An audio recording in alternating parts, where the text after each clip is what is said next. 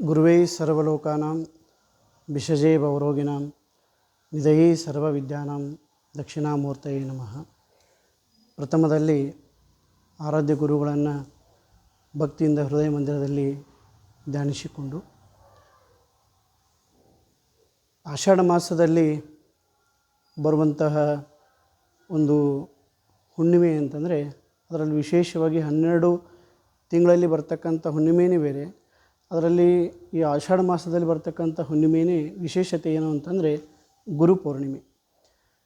ಇದನ್ನೆಲ್ಲರೂ ನಾವು ವ್ಯಾಸ ಪೌರ್ಣಿಮೆ ಅಂಥೇಳಿ ಆಚರಣೆಯನ್ನು ಮಾಡ್ತೀವಿ. ಅಂದರೆ ವ್ಯಾಸ ಮಹರ್ಷಿಗಳು ಈ ಹುಣ್ಣಿಮೆ ಹಿಡ್ಕೊಂಡು 4 ಹುಣ್ಣಿಮೆಯವರೆಗೆ ಒಂದು ವೃತವನ್ನು ಆಚರಣೆ ಮಾಡಿರುವುದನ್ನು ನಾವೆಲ್ಲರೂ ಕೂಡ ಕಂಡಿದ್ದೇವೆ. ಹಾಗಾಗಿ ನಾವೆಲ್ಲರೂ ಕೂಡ ಭಕ್ತಿ ಮತ್ತು ಶ್ರದ್ಧೆ ನಿಷ್ಠೆಯಿಂದ ಗುರುಗಳನ್ನು ನಾವೆಲ್ಲರೂ ಕೂಡ ಆರಾಧನೆಯನ್ನು ಮಾಡ್ತಾ ಹೋಗ್ತೇವೆ. ತಮಗೆಲ್ಲ ಗೊತ್ತಿರುವ ಹಾಗೆ ನಮ್ಮ ಹಿಂದೂ ಒಂದು ಸಂಪ್ರದಾಯದಲ್ಲಿ ತಂದೆ ತಾಯಿಯನ್ನು ಗುರುಗಳನ್ನು ನಾವು ದೇವರಿಗೆ ಸಮಾನ ಅಂತ ಹೇಳಿ ಪೂಜಿಸ್ತಾ ಗೌರವಿಸ್ತಾ ಬಂದಿದ್ದೇವೆ. ಅದಕ್ಕಾಗಿ ಮಾತೃದೇವೋಭವ, ಪಿತೃದೇವೋಭವ, ಆಚಾರ್ಯ ದೇವೋಭವ ಅಂತಕ್ಕಂಥದ್ದನ್ನು ನಾವೆಲ್ಲ ಕೇಳ್ತಾ ಬಂದಿದ್ದೇವೆ. ಅದಕ್ಕಾಗಿ ನಾವು ತಂದೆ ತಾಯಿಯನ್ನು ಕೂಡ ಅಷ್ಟೇ ಪ್ರೀತಿ ಗೌರವದಿಂದ ಕಾಣುವಂಥದ್ದು ಕೂಡ ಆಗಬೇಕು. ಜೊತೆಗೆ ತಂದೆ ತಾಯಿಯನ್ನು ನಾವು ಎಷ್ಟು ಪ್ರೀತಿ ಗೌರವದಿಂದ ನೋಡ್ಕೋತೀವೋ ಅಷ್ಟು ಗುರುವನ್ನು ಕೂಡ ನಾವು ಅಷ್ಟೇ ಗೌರವದಿಂದ ಕಾಣುವಂಥ ವ್ಯವಸ್ಥೆ ಇವತ್ತು ಸಮಾಜದಲ್ಲಿ ನಿರ್ಮಾಣ ಆಗಬೇಕಾಗಿದೆ. ಭಾರತೀಯ ಸಂಸ್ಕೃತಿಯೊಳಗೆ ಗುರುವಿಗೆ ನಾವು ಬಹಳಷ್ಟು ಮಹತ್ವವನ್ನು ಕೊಡ್ತಾ ಬಂದಿದ್ದೇವೆ.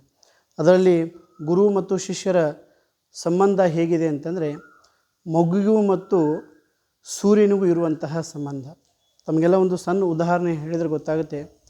ಒಬ್ಬ ಭಕ್ತ ಏನು ಮಾಡ್ತಾನೆ ಅಂತಂದರೆ ಒಂದು ಹೂ ಮೊಗ್ಗನ್ನು ತೊಗೊಂಬಂದು ಆ ಮೊಗ್ಗನ್ನು ಚಿನ್ನದ ತಟ್ಟೆಯಲ್ಲಿ ಇಟ್ಟು ಆ ಮೊಗ್ಗಿಗೆ ಹೇಳ್ತಾನೆ. ಏನು ಹೇಳ್ತಾನೆ ಅಂತಂದರೆ, ನೀನು ಅರಳು ಅಂತ ಹೇಳಿದಂತೆ. ಆಗ ಆ ಮೊಗ್ಗು ಅರಳದೆ ಹಾಗೆ ಇತ್ತು. ಅವನಿಗೆ ಬಹಳಷ್ಟು ನೋವಾಯಿತು. ಯಾಕೆ ಈ ಚಿನ್ನದ ತಟ್ಟೆಯಲ್ಲಿಟ್ಟಂಥ ಮಗು ಯಾಕೆ ಅರಳ್ತಾ ಇಲ್ಲ ಅಂಥೇಳಿ ನೋವಾದಾಗ ಆ ಒಂದು ಚಿನ್ನದ ತಟ್ಟೆಯಲ್ಲಿರ್ತಕ್ಕಂಥ ಮಗು ಆ ಒಬ್ಬ ಭಕ್ತನಿಗೆ ಹೇಳ್ತದಂತ. ಏನು ಹೇಳ್ತದೆ ಅಂತಂದರೆ, ನನಗೆ ಚಿನ್ನದ ತಟ್ಟೆ ಬೇಡ, ನನಗೆ ನಿನ್ನ ಜಪ ತಪಗಳು ಏನೂ ಬೇಡ, ನನಗೆ ಬೇಕಾಗಿರುವುದು ಏನು ಅಂತಂದರೆ ಸೂರ್ಯನ ಕಿರಣ ಮಾತ್ರ. ಹಾಗಾಗಿ ಆ ಸೂರ್ಯನ ಕಿರಣ ತಾಕಿದರೆ ಸಾಕು, ನಾನು ಅರಳಿ ಸುಗಂಧವನ್ನು ಕೊಡ್ತೀನಿ ಅಂಥೇಳಿ ಆ ಮಗು ಆ ಭಕ್ತನಿಗೆ ಹೇಳಿದಾಗ, ಆಗ ಭಕ್ತ ಏನು ಮಾಡ್ತಾನೆ ಅಂತಂದರೆ ಆ ಮಗುವನ್ನು ತೊಗೊಂಡು ಹೋಗಿ ಸೂರ್ಯನ ಕಿರಣಕ್ಕೆ ಇಡ್ತಾನೆ. ಅಲ್ಲಿ ಆ ಸೂರ್ಯನ ಕಿರಣ ತಾಕಿದ ನಂತರ ಆ ಮಗು ಅರಳಿ ಸುಗಂಧವನ್ನು ಕೊಡ್ತೀವಿ. ಹಾಗೆ ನಮ್ಮ ಜೀವನದಲ್ಲಿಯೂ ಕೂಡ ನಾವೇನಾದರೂ ಒಂದು ಜೀವನದ ಸಾಧನೆ ಮಾಡಬೇಕು ಅಂತಂದರೆ ನಮಗೆ ಗುರುಗಳು ಅವಶ್ಯಕತೆ ಇದ್ದೇ ಇದೆ. ಗುರುಗಳು ಇದ್ರೇ ನಾವು ಸಾಧನೆ ಮಾಡಲಿಕ್ಕೆ ಸಾಧ್ಯ ಇದೆ. ತಮಗೆಲ್ಲ ಗೊತ್ತಿದೆ, ಇವತ್ತು ಹಿಂದೆ ನಮಗೆ ಗುರು ಇರಬೇಕು, ಮುಂದೆ ಒಳ್ಳೆಯ ಗುರಿ ಇರಬೇಕು ಅಂತ ಹೇಳಿ.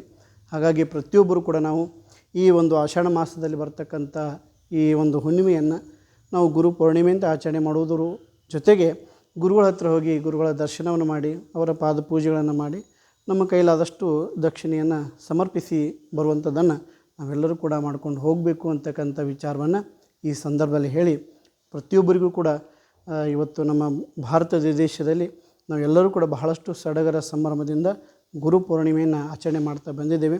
ಹಾಗಾಗಿ ಎಲ್ಲ ಗುರುಗಳ ಆಶೀರ್ವಾದ ಸದಾಕಾಲ ನಮ್ಮ ಜೊತೆಗೆ ಇರಲಿ ಮತ್ತು ಅಂತಹ ಪವಿತ್ರವಾಗಿರ್ತಕ್ಕಂಥ ಗುರುಗಳ ಒಂದು ಮಾರ್ಗದರ್ಶನ ಸದಾಕಾಲ ನಾವೆಲ್ಲರೂ ಕೂಡ ಪಡ್ಕೊಂಡು ಒಂದು ಒಳ್ಳೆಯ ಮಾರ್ಗದಲ್ಲಿ ನಾವೆಲ್ಲರೂ ಕೂಡ ನಡೆಯೋಣ ಅಂಥೇಳಿ ಈ ಸಂದರ್ಭದಲ್ಲಿ ಹೇಳ್ತಾ ಎಲ್ಲರಿಗೂ ಕೂಡ ಗುರು ಪೌರ್ಣಿಮೆಯ ಶುಭಾಶಯಗಳು.